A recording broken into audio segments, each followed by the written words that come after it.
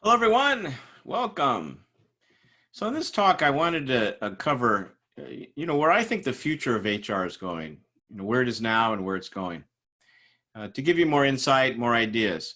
I think before, however, we really consider the future of HR. It's important to kind of look at where the industry has been. So let's maybe take a step back and take a look at the historical view of HR.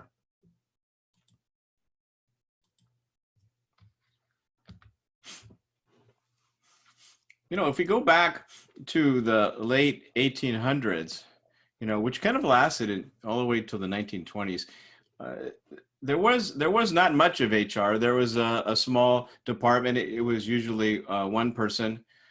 This person usually worked in a small area, and they were really concerned with worker well-being, industrial welfare, making sure that minors were not working, make sure that the working environment was safe and so on.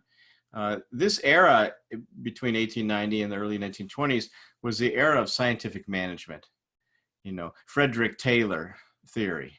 In other words, in those days, managers would be basically behind a one-way glass, if you will, in many cases. In other cases, just watching people work, observing work from a scientific view. And if it wasn't working, they would replace a person and try something else. And so this was an era of very tops down control. It wasn't a sort of an HR friendly era. As we moved into the 1920s, which kind of lasted another 30 years or so, HR became, I should say, more, a lot more professional. HR was turned into a formal department, and they were called personnel. In fact, in the mid 30s and 40s, HR was called manpower development. That's just what it was called.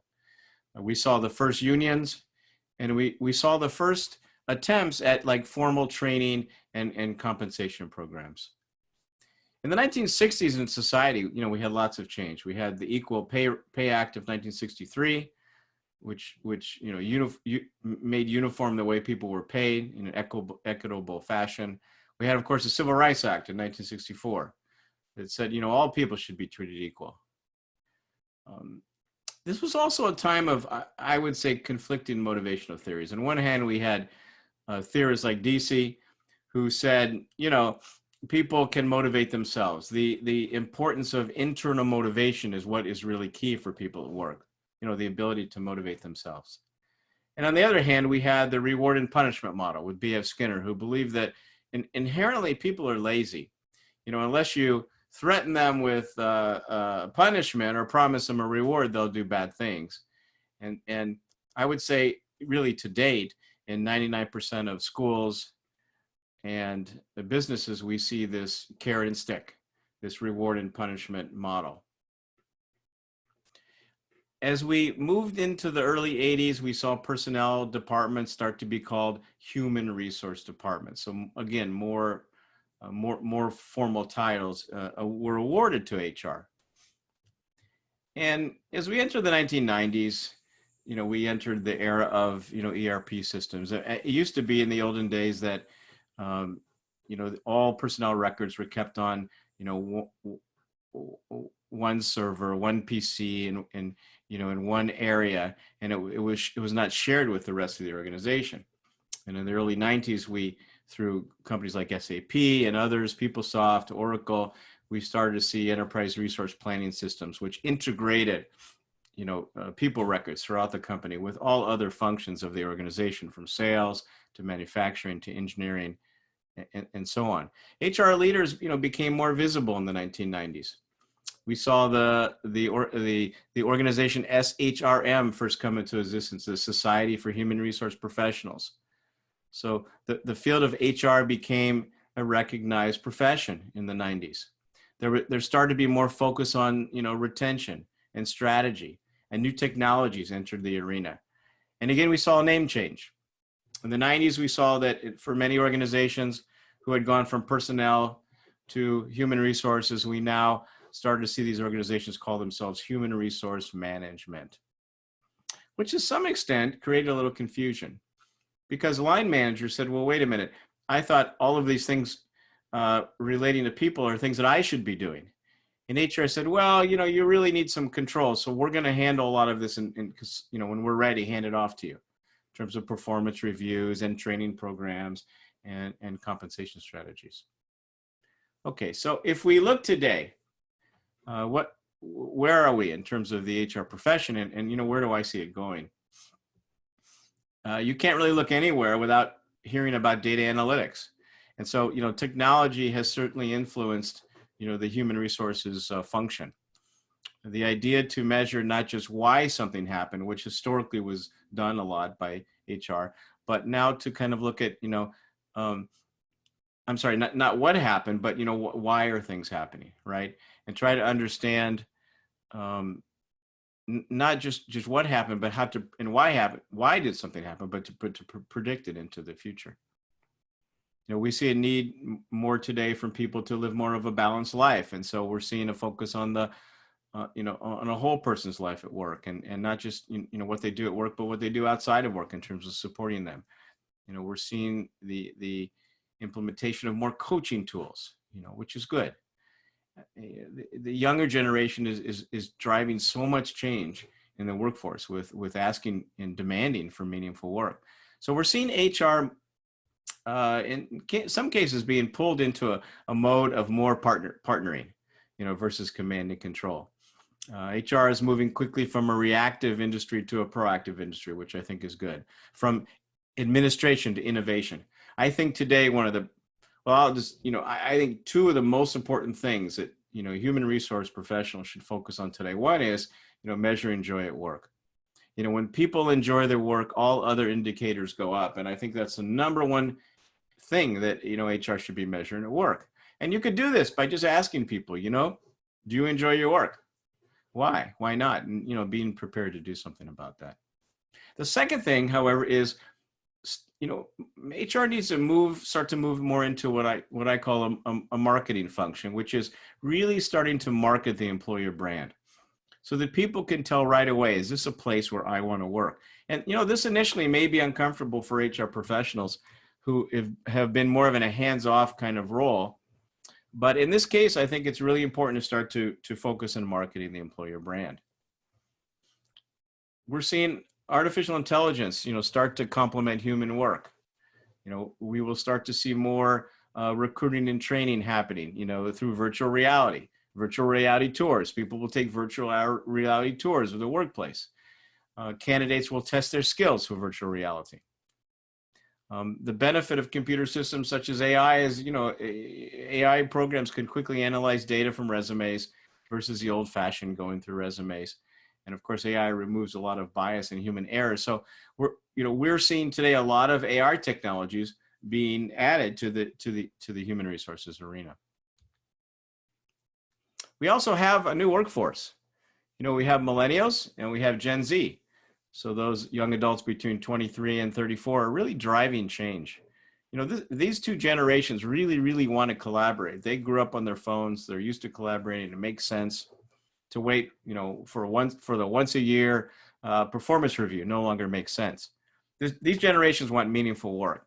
They also want flexible, working arrangements, the ability to work on what they want and why they want and where they want and when they want and how they want. And these generations also demand real-time feedback.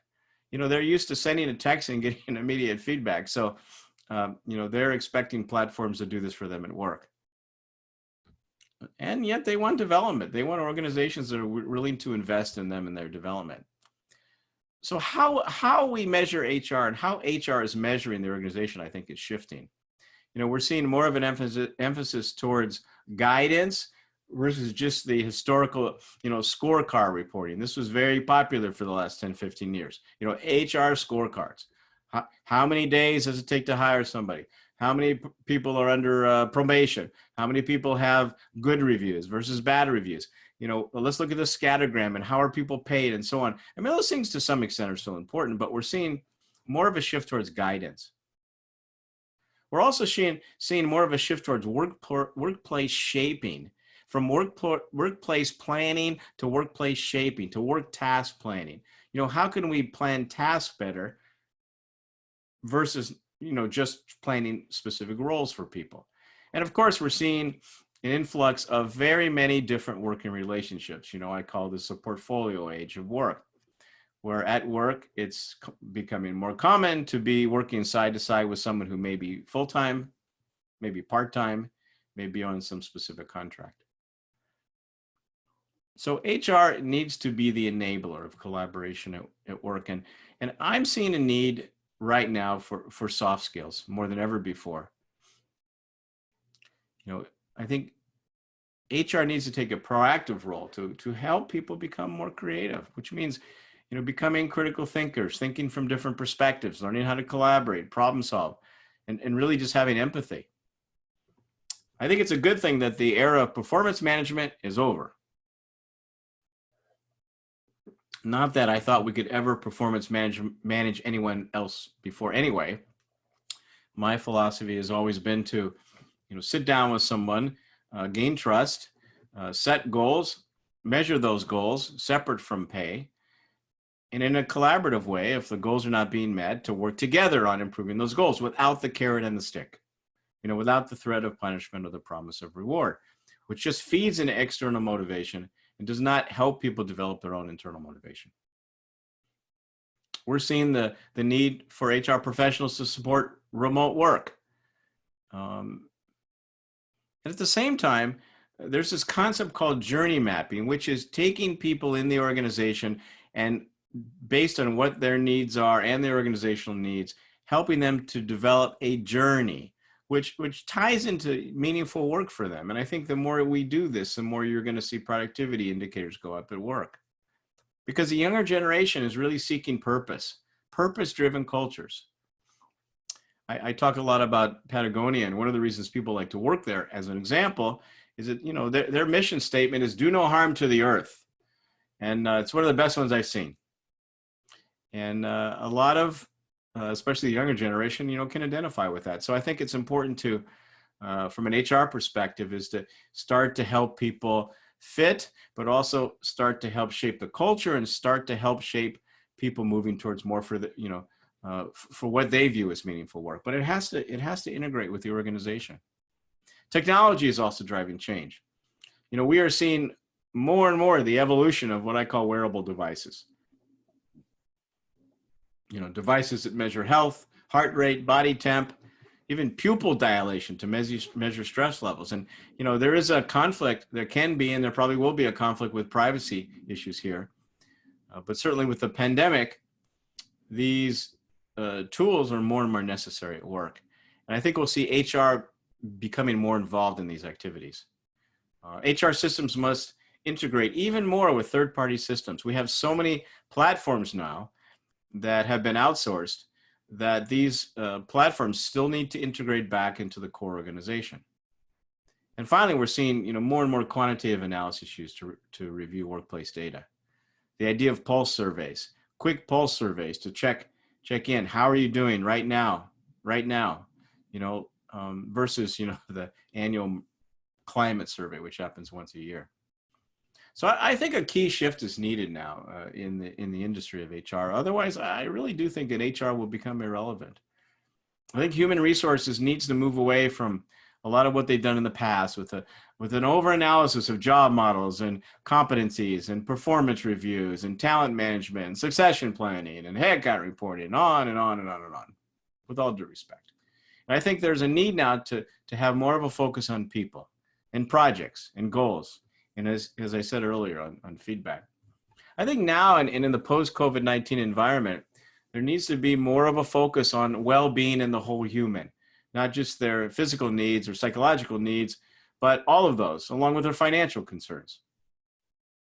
We're seeing more of a need of focusing on the power of teams.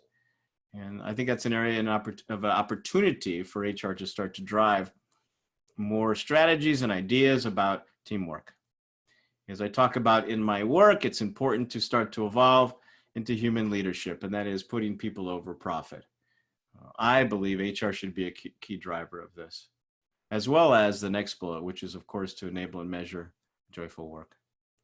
So I think it's important now that from an industry perspective, human resource professionals start to look at their the ways that they lead and their operating procedures and their models, and start to become more flexible with regards to how people work, where they work, why they work, when they work, and what they work on.